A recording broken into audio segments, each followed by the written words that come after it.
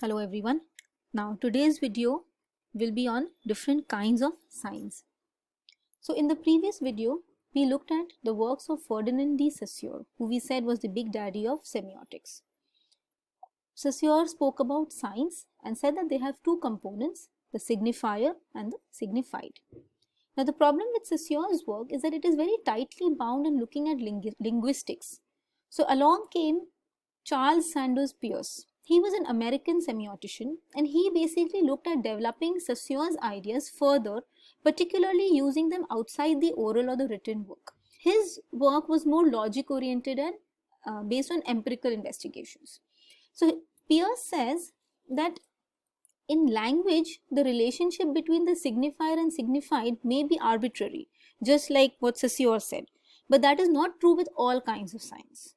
He says that there are a number of ways in which the signifier might be related to the signified. So he comes up with three classifications of signs: icon, index and the symbol. Now this classification between the icon, index and symbol has been done based on the relationship between the signifier and the signified. So as we said, signifier is that thing which is trying to stand in for something else, and the signifier is the idea or the concept that is being tried to evoke. So now in the case of an icon, there has to be some kind of a physical resemblance or similarity to the object. So in this case, if you see the picture of the cycle, it is basically signifying a cycle. It's as simple as that. The other examples of icons could be, like I showed you a picture of my dog in my previous video, or if you show photographs of people, they are all icons. Next is the index. In the case of an index, there has to be a direct relationship between the signifier and the signified. So for example, this could be a causal linkage, like if there is smoke, you would understand that there is a fire, or if you wake up and you see puddles on the road, it would signify that there has been rain. So there is a causal linkage.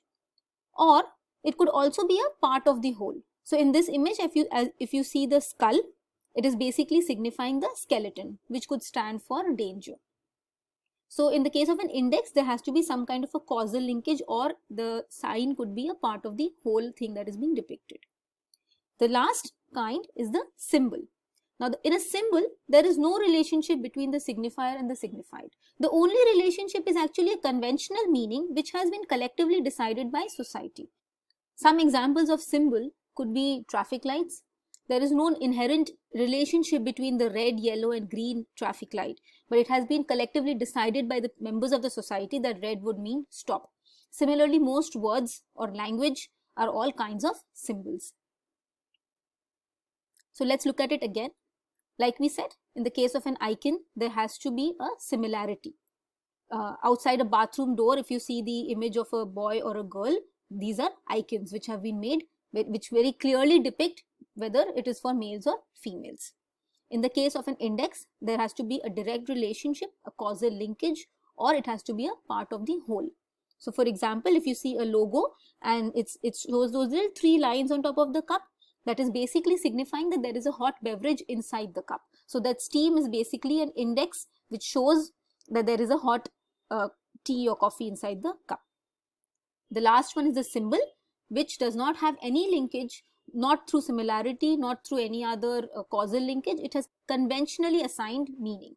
So if you see a yellow triangle with an exclamation mark, it doesn't really mean anything, but we have been taught that it is a hazard sign. Let's look at some real world examples now. When we burn an effigy of Ravan, what are we doing? Any thoughts? This is an icon. Let's take another example. You are the director of a museum. You have two options. What kind of signs would you rather use? Your first option is to use a model of a dinosaur, which would obviously be a replication. There would be a similarity. So this would be an icon. Your other option is to use a real fossil of a dinosaur, which is actually a part of the whole. So this is an index. So what would your answer be? Would you choose an icon or an index? Obviously an index. Now let's look at some examples of Indian advertisements which use religious signs in their advertisements. Here we have an advertisement for Shalimar coconut oil, and so they have got this red symbol over here. The reason why this is a symbol is because only a small community of people would be able to recognize or understand what that symbol stands for. This is obviously not an icon because it does not have any replication or any similarity to something in particular, or nor is it an index. Similarly, there's advertisement for Sugandh Lata incense cones. You can see that Om sign over there. That is a symbol. This is my favorite. Shandar Dhulai ke liye number 17 washing powder by Chemical Industries. Why they have used an icon of goddess Durga, I have no clue. We are not talking about the relevance. That is something for much later studies. So the image of goddess Durga sitting on that tiger is actually an icon because it is a direct replication of the god that you are trying to depict as compared to that Om symbol that we saw earlier. Another one which is this I just love. Look at this Shanti pan masala. You see that crown and the Moor Pank, the peacock feather on top, that is obviously a direct replication of Lord Krishna. So any ideas what is this? This is not an icon, this is rather an index, because this is a part of the whole. So it's a part of the whole image of God, Lord Krishna, with the Moor Pank, or if you had a flute, or you could have a chakra. If you want to depict Lord Shiva, you could show a Damru and the Trishul.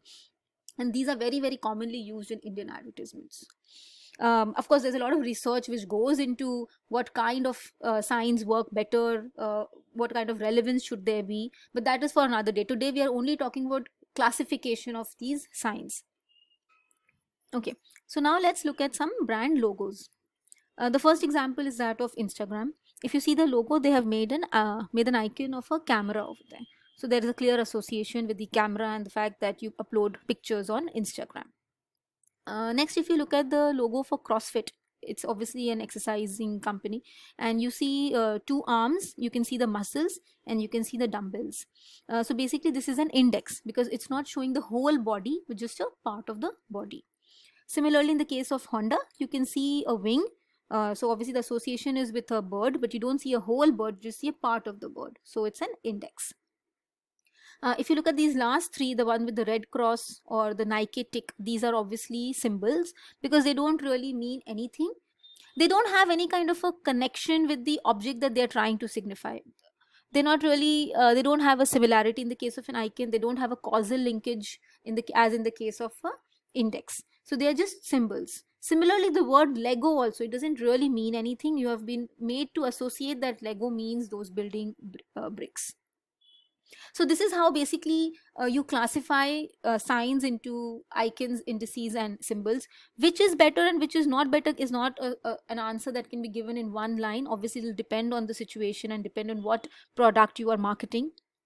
The reason why this is important is because marketing is also in one way a study of society and culture. What stands for what, how do we communicate, how is meaning made, and since signs are socially constructed and their interpretation is a very, very subjective process, semiotics can play a very, very important role in marketing and advertising and communications. So in my next video, I will also be talking about archetypes and myths, and maybe if I get time, I'll make some videos on some more deeper aspects of semiotics. Right now, this is me saying goodbye. Thanks.